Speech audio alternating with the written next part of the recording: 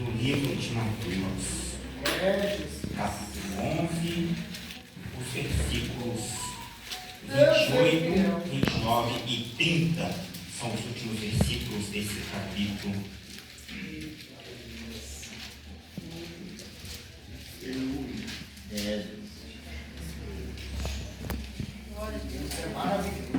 Mateus capítulo 11, versículos 28 em diante. Se você quiser se colocar de pé para a leitura deste texto sagrado, fique à vontade. Nos disse assim o Senhor Jesus: venham a mim, todos vocês que estão cansados e sobrecarregados, e eu os aliviarei. Tomem sobre vocês o meu jugo. Aprendam de mim, porque eu sou manso e humilde de coração, e vocês acharão descanso para a sua alma. Porque o meu jugo é suave, o meu fardo é leve. Até aí. Eu quero ler mais uma vez, ainda de pé. Vou continuar a leitura. Agora eu quero ler esse texto em uma outra versão, que é uma paráfrase da Bíblia Sagrada, uma Bíblia que chama A Mensagem. E nessa paráfrase diz assim o escritor: vocês estão cansados, enfatigados da religião? Venham a mim, andem comigo e irão recuperar a vida.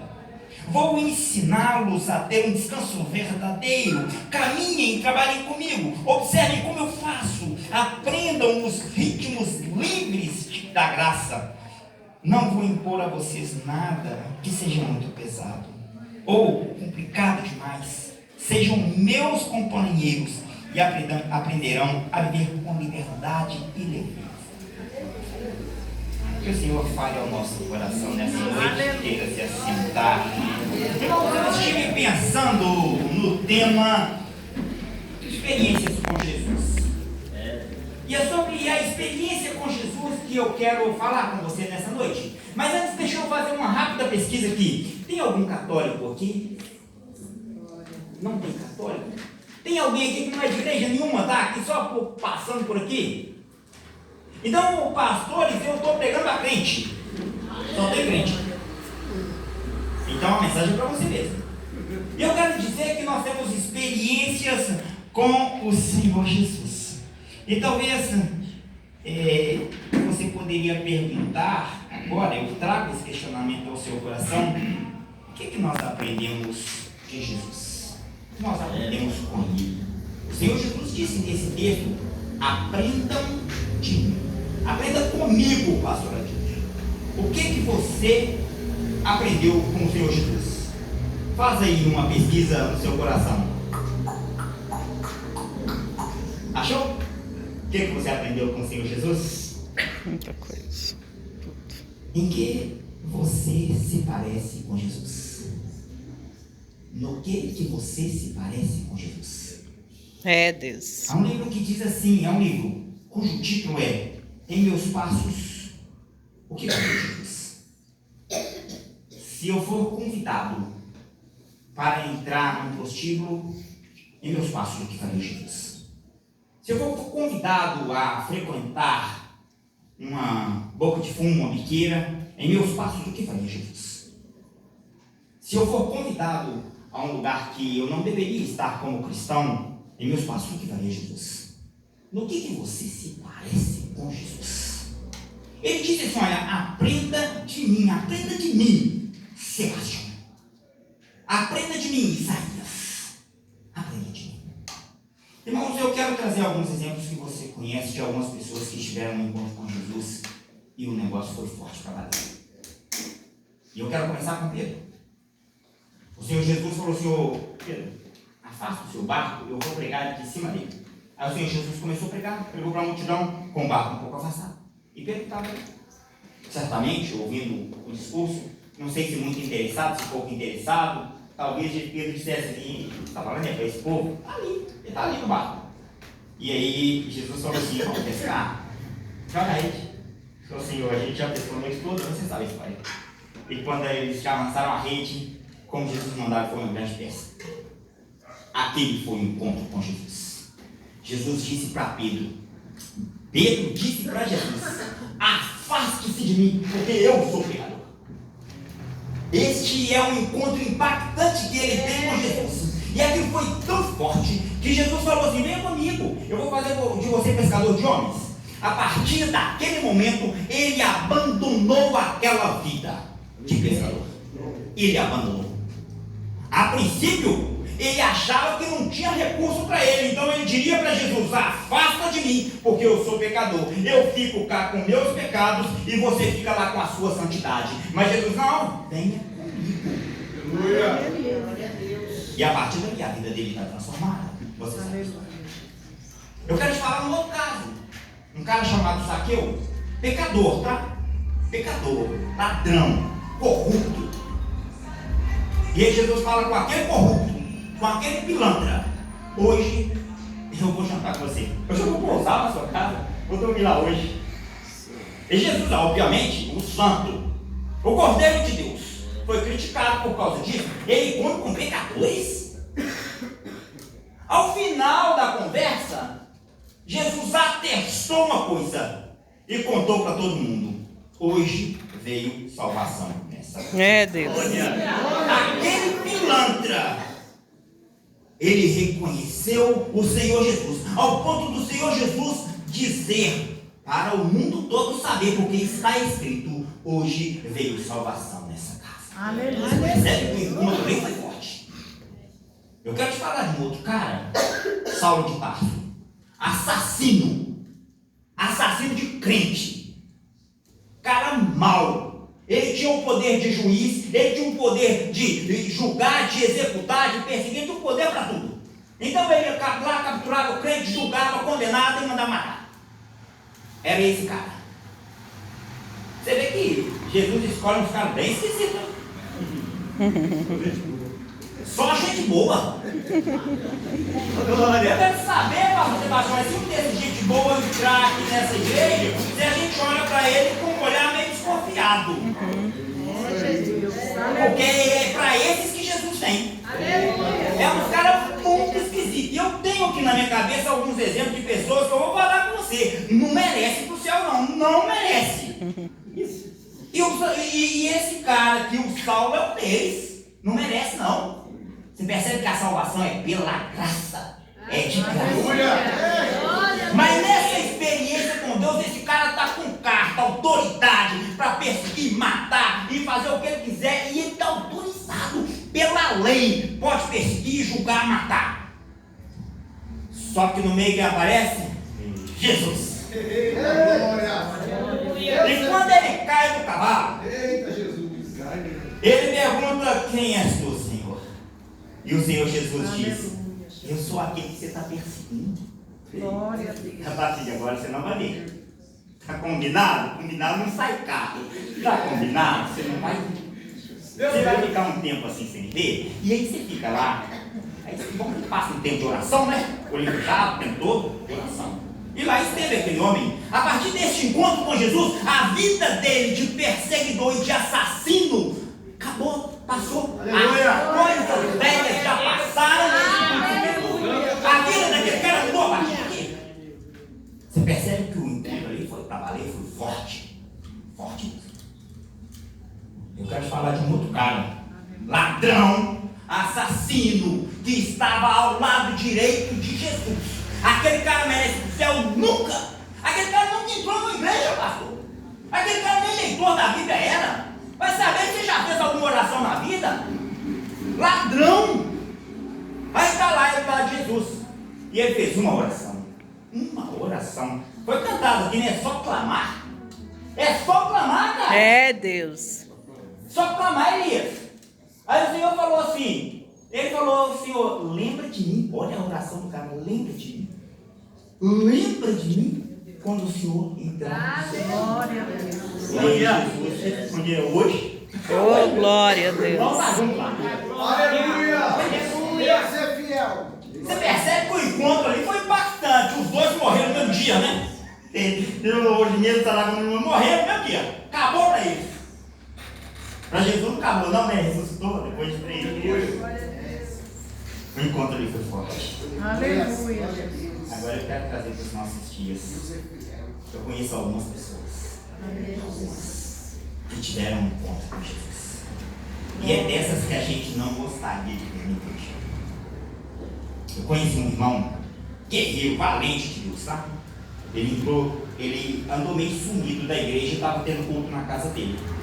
E um dia o pastor foi visitar, o que está acontecendo? Eu falei, pastor, as pessoas que estão vindo na minha casa não são bem-vindas na igreja. O pastor Junal levou para a igreja. Realmente, ele morava num lugar perigoso. Hoje eu não tenho coragem de ir lá, mas eu já estive lá por algumas vezes. E naquele lugar perigoso que ele morava, quem estava na casa dele era traficante, armado, com arma na cintura. Gente que estava ali com uso de droga, gente que era traficante, e ele lidava com essa gente. Um dia ele levou 20 pessoas na igreja. Entrou, que turma é essa que está entrando? A gente é crente, mas ele levou. E o pessoal sentou nos últimos bancos. E a gente sabia que, inclusive, alguns deles andavam armados. E a gente falou, meu irmão, e esse povo aí? Era o povo que Deus estava chamando. Alguns deles tiveram vida transformada. Glória a Deus. Eu quero dizer para vocês, irmãos, que são pessoas que tiveram experiência com Jesus. São pessoas que ouviram um convite assim, venham a mim, vocês que estão cansados e sobrecarregados, e eu lhes darei descanso. São essas pessoas que eu vi. Eu já vi, irmãos, pessoas que ficaram, digamos, descasados, separados por mais de 20 anos. E um dia o Senhor achou, cara, lá no Rio de Janeiro,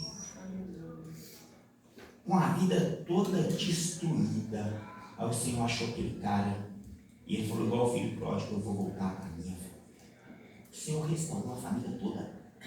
Jesus. Tem amigo que está cansado sobre a carga. Deus. Se eu e você víssemos ele lá nas ruas do Rio de Janeiro, a gente fala assim, que o diabo carregue um miserável desse.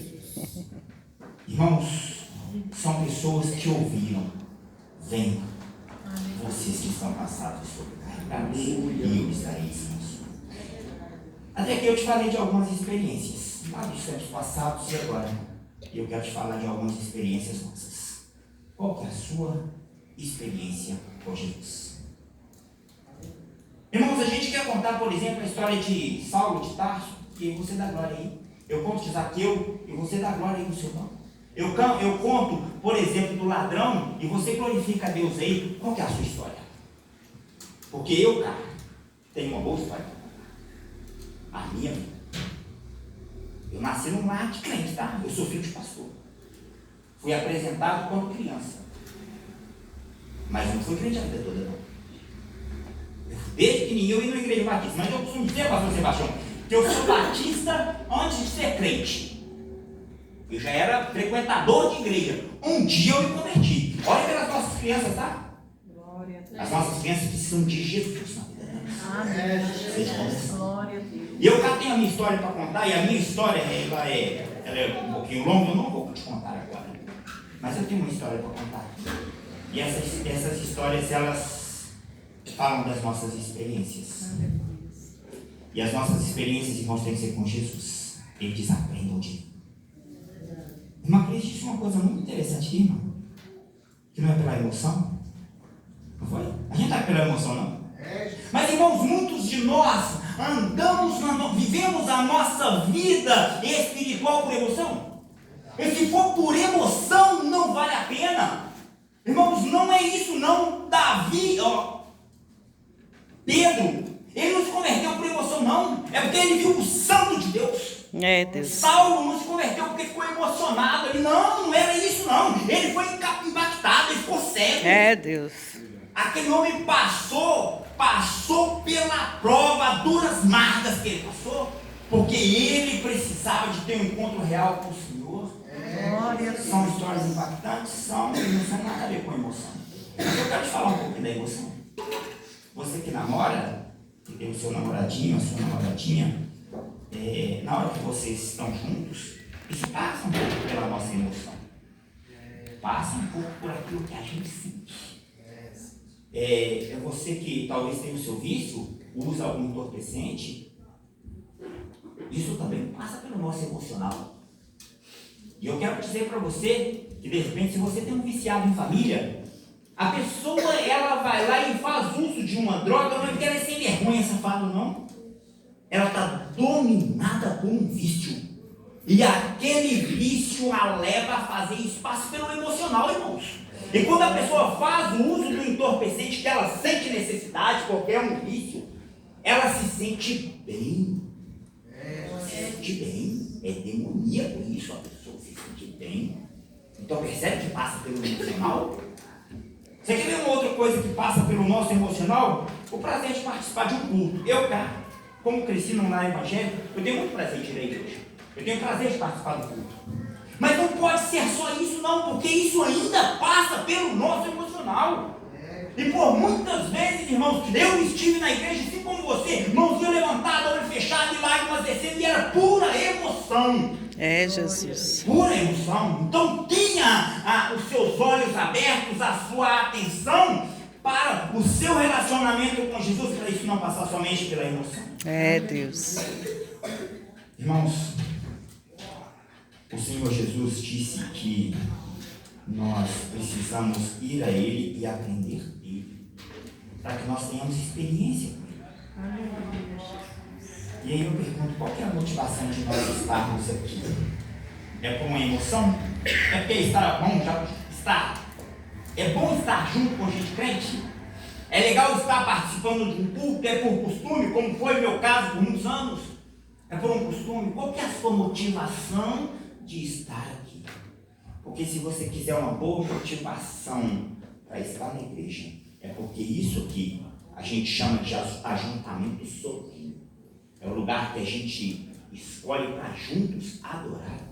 É, Jesus. Se a sua resposta foi de imediata e eu vim na igreja para adorar a Deus, se você saiu de casa com este propósito, parabéns para você. Mas se você veio aqui mostrar roupa nova, se você veio aqui para exibir você cantando, se você veio aqui para ver alguém, a motivação está errada. É, Jesus.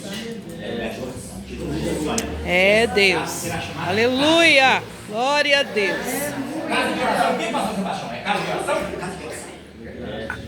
Glória a Deus. Então não pode ser por emoção. É, sim. A palavra de Deus nos diz, Paulo, aos Colossenses, capítulo 3, versículos 33 e 34, ele disse assim: tudo o que fizerem, tudo o que fizerem, inclusive está aqui, tá? Façam de todo o coração, como para o Senhor, e não para pessoas, sabendo que receberão do Senhor a recompensa. Irmãos, nós precisamos estar na presença do Senhor em relacionamento com Ele. Não pode ser por emoção, como bem lembrou que a irmã Cris. Não pode ser por emoção. E que o Senhor nos abençoe para que a gente não confunda É, as coisas. Jesus. E peça ao Senhor discernimento, se foi o caso de você estar aqui essa noite por qualquer outro motivo que seja. Peça ao Senhor no seu coração discernimento, para que nós estejamos na presença de Deus. É, com a Jesus. motivação Glória a Deus. correta. Aleluia. Estou aqui porque quero adorar. É, Jesus. Aleluia. Eu quero orar a Deus. Eu estou aqui porque é bom a comunhão com os irmãos. Glória a Deus. Mas que não seja por pura emoção. Tem uma outra motivação, irmãos, uma outra coisa que passa pelo nosso coração, que é a religiosidade. E foi cantado aqui também, que o Senhor não precisa de religiosidade. É. De religiosidade. Aleluia. Não precisa de formalidade. É. Mas eu vou fazer uma coisa, vou ensinar uma coisa aqui que você já viu, que algumas pessoas precisam de formalidade. A pessoa chega na igreja, precisa de formalidade. Misericórdia. A pessoa que chega num determinado lugar e tem que pegar a mão lá de uma pessoa e beijar. Você já viu isso também? Cara, para Deus não diz, não dá. É só clamar. É, Tem a ver com Jesus. religiosidade. Mas você quer ver, irmãos, que a gente muitas vezes é religiosos? Eu quero voltar lá no passado de novo. Um cara chamado Nicodemos. Nicodemos era mestre em Israel, ele era chamado de príncipe. Aquele cara devia ter lá para os seus 55, 60 anos, era um cara bem vivido, experiente e experiente na lei judaica. Deixa eu te falar uma coisa, irmãos. Naquele tempo, as pessoas não tinham livro igual a gente tem hoje, uma Bíblia assim. Ainda mais uma Bíblia assim. As pessoas não tinham isso. As pessoas tinham um livrão, né? Aquilo era pele de animal, muito grandão, rolo, muito pesado. E quem podia ter aquilo era gente que tinha dinheiro. Então o que as pessoas faziam? Memorizavam. Lembra do Senhor Deus falando? Escreve a lei na porta, escreve na sua testa, escreve na sua roupa, mas escreve a lei de saber. E o povo de Israel foi um dos povos que ensinou para o mundo a alfabetização. Porque aos 7 anos de idade, a criança era levada para o templo. E lá o sacerdote ensinava a criança a lei. E a criança que saísse melhor, aprendeu a lei, aí eles escolhiam os melhores ali. Ou desses melhores ali, os que aprendessem, decoravam o Pentateuco, a Torá. Irmãos, Gênesis, Êxodo, Levítico, Número e Deuteronômio, decorado. Aos 17 anos, uma pessoa sabia isso de cor. Porque a saber a lei era oral. Não tinha livro. As pessoas decoravam isso. Aí vinha alguém escolheu o melhor. Os melhores ali. Então dava uma peneirada boa. Os outros não davam para casa e aprendiam a profissão do pai. Aí ali as pessoas aprendiam um pouco mais da lei. E aqueles que se tornavam os melhores ali se tornavam mestres em Israel. Nicodemos era desse. Ele era muito bom. Aí ele encontra com Jesus e Jesus diz para ele: você tem que nascer de novo. O que você fez até aqui não valeu. Cara, você não é nova natureza, não. Você não abandonou as suas práticas, não. Deus. Você é um pecador miserável. Jesus está falando é isso com ele. E naquela conversa ali, Jesus deixa claro para ele: cara, não valeu até aqui. Você está com o quê? 55 anos? Começa de novo. Ele era religioso, irmãos. A vida toda um bom religioso. Você quer um outro exemplo? Saulo de Tarso. Ele fala que na lei ele não tropeçava. Não erro, eu não erro, porque eu sei da lei. Só que tudo aquilo que eu julgava como louco, eu julguei no lixo por causa de Cristo. Ele nasceu de novo. Morreu. Ele foi crucificado. Aleluia. Glória a Deus. E a vida que agora eu vivo pela graça. Jesus, aleluia. Não valeu até aqui. Ele era religioso. E você conhece aqui em Brasília muita gente religiosa. Essa é uma cidade religiosa, tá? Muito religiosa. As pessoas aqui creem em Deus. As pessoas creem em Jesus. As pessoas creem no Espírito Santo. As pessoas creem em Maria, em São Sebastião. E uma bancada de demônios aí a mais. As pessoas têm medo. As pessoas aqui têm medo de uma macumba que estiver na esquina. Não tenha medo não, tá? Mais forte é o que está em nós. Tem uma fé naquilo ali. Então a pessoa vê uma garrafa de vinho, uma vela, a pessoa tem medo daquilo ali. Será que tem uma coisa emanando um espírito, um poder dali que a gente tem que ter medo? Não, irmãos, mais forte é o que está em nós. Deus. Mas você percebe que isso passa pela religiosidade. Sim, irmãos, nós somos seres religiosos. Eu sou religioso, tá? Eu, pastor Isaías, sou religioso. Mas além de religioso, eu sou crente também. Sou crente. Irmãos, a nossa religiosidade, ela pode nos pegar e a gente acha que a gente está em dia com Deus. Se você for conversar com um palestino, e eu já conversei com um palestino, ele falou: a minha situação com Deus está em dia, eu sou filho de Abraão. Eu sou descendente de sangue de Abraão. Não preciso igual você se converter, não. Sou descendente de Abraão. Você quer ver um cara assim? Os fariseus chegam para Jesus e falam assim: nós somos filhos de Abraão. Como é que você fala que a gente é escravo? A gente é livre. Sabe o que Jesus falou com eles? Ele falou assim: vocês são filhos do diabo. Ele é o nosso pai. Olha, Jesus falou isso? Falou. Vocês são filhos do diabo. Ele é o vosso pai. Para quem Jesus falou isso? Para os fariseus religiosos. Gente que sabia da lei. Gente que sabia da religião judaica. Gente que estava no templo todo dia. Gente que estava dízimo e oferta. Religiosos, vocês são filhos do diabo. Ele é o vosso pai. Pessoas religiosas. Você que não, o cara rico, chega para Jesus: mestre, o que é que eu preciso fazer para ser salvo? Jesus fala assim: você sabe as leis, rapaz. Não matarás, não adulterarás. O cara meio que interrompe Jesus, né? Eu sei isso desde a minha infância. Aprendi aos 7 anos, decorei a Torá. Eu sei isso. Aí Jesus fala assim: falta uma coisa, filho. Vai lá, vem que você tem e dá para os pobres. Olha o teste. Eu quero ver se você ama alguém mesmo. Veio de dar para os pobres. Aí o cara ficou triste. Então ele tem um ídolo na vida dele, a riqueza dele. Mas ele era religioso. Não podemos negar isso. Ele sabia da religioso. E hoje, irmãos, nós somos pessoas assim. Eu conheço uma pessoa que fala assim, foi lá naquela igreja que aconteceu isso comigo. A pessoa foi na igreja, participou de uma celebração, de um culto muito bom, e a pessoa saiu por ele abençoada. Ela saiu dali abençoada, mas ela foi como 9 leprosos que nunca mais voltou. Nunca mais voltou para agradecer. Mas ela sabe que ela foi abençoada, foi lá naquela igreja. Se algum dia, falar comigo, se algum dia, pastor Isaías, eu tiver de ir para alguma igreja, eu vou na igreja batista. Porque lá na igreja batista aconteceu isso comigo. Ela esteve, bebeu da água da Jesus. saciou a sede, foi embora abençoado, porque Deus abençoa. Indistintamente ele tem para dar e não falta. Aí ele abençoou a pessoa foi embora e nunca mais. Olha, essa pessoa em alguma medida é religiosa. Tem uma coisa, se eu for para a igreja, eu vou para a sua igreja. Religiosa. Você quer ver uma outra coisa? A pessoa foi num culto e ela estava destruída. Destruída, irmão. Estava usando drogas. Sabe? Aquela pessoa que já não quer no culto. Estava usando drogas. Ela estava com a possibilidade de um bebê que ela teve que morrer, porque ela nem sabia que estava grávida. E estava uma confusão terrível. E aí o pai não queria mais. Uma bagunça. É aquela situação que a gente fala assim, agora é só entregar para Deus. O que é que ela foi? Procurar Deus. Foi na igreja. Aí quando ela chegou na igreja, ela disse, o culto foi para mim. A música, a luz, as orações, cada palavra foi feito para mim. Você percebe que Deus se importou com aquela alma, porque ela sentiu que o culto foi em torno dela. Deus. Foi para ela. E aí ela fala assim, Deus fez aquilo para mim. Pergunta se ela está firme na igreja. Mas ela foi abençoada. A religião faz isso.